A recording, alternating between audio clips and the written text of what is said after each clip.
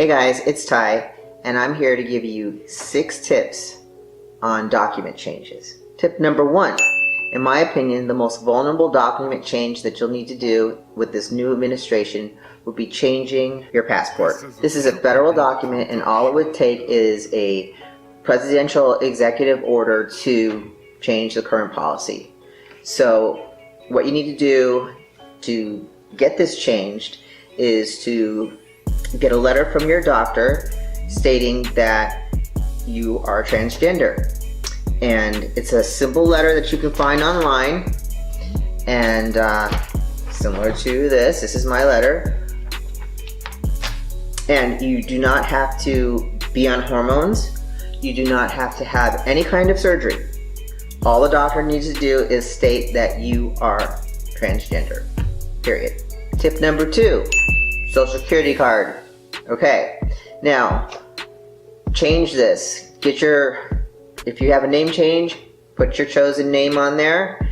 The Social Security card does not show an F or an M, but in the system it does. So when you retire and you want to collect Social Security, everything will jive. And the way to do this is similar to the passport. All you need is a simple letter from your doctor stating that you are that confirmed gender. Tip number 3, change the gender marker on your driver's license. Again, if this country swings to the right, it might tighten up their policies.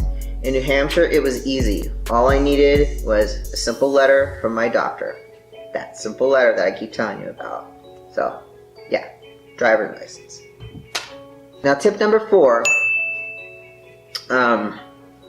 if you want to get your name changed, I would do it. Again, if the country swings way to the right again, policies can be changed, and it can be really hard for you to get your name changed. Right now, it's not, people get their names changed all the time. They get married, they get their last name changed, they get the first names changed. If they want to change their name to Timbuktu, they can do that. Simple. So, if you're intending on getting your name changed, I would be sure to do that ASAP.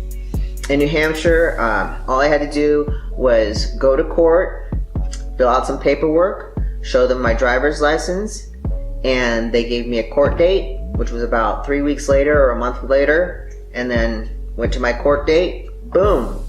Okay. Name change granted. That easy. I have my, name change paperwork right here, and I've made many copies of these. They all have probate divisional seals on them, so they were I had to pay for all the copies, in other words. But I carry it everywhere because there's things like the title of my car insurance, title on the house. There's a lot of name changes that have to be done that I haven't done yet.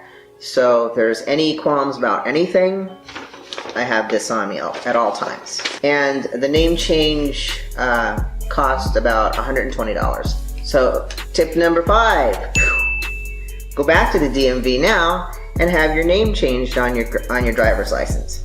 So since you have the legal paperwork saying that you got your name changed in court, all you do is show them this, and they will put your chosen name on your driver's license, and you're good to go. Now, tip number 6, birth certificate. Okay, now this particularly pertains to students. If you want to be registered in your preferred gender, or you would need this if you were going to be in the military, or in the military, you would need to change the gender marker on your birth certificate. Also, a lot of times in sports, like with Ben and his soccer, we had to show his birth certificate that he was born a boy. Okay, so and another reason for doing this is just personal choice. Like for me, I have no other reason other than personal choice to change the gender marker on my birth certificate. Again, it's just your choice. A great website for you guys to go to check out is transequality.org. Now, this is a great website that will help you figure out how to navigate changing your name and gender on federal documents as well as on state documents. So, because each state, has their own laws, and not every state is the same. So, I hope that helps. Yeah, that's it. These were my tips. These helped me. This is what I've done so far in my transition. And there's a lot more to do. I've changed my credit cards. I've changed my AARP card because I'm over 50. Let's see. ATM card, bank cards, but like I said, it's a long process, and slowly but surely we're knocking them one off at a time. So anyway, I hope this helps you, and I'll talk to you next time. All right.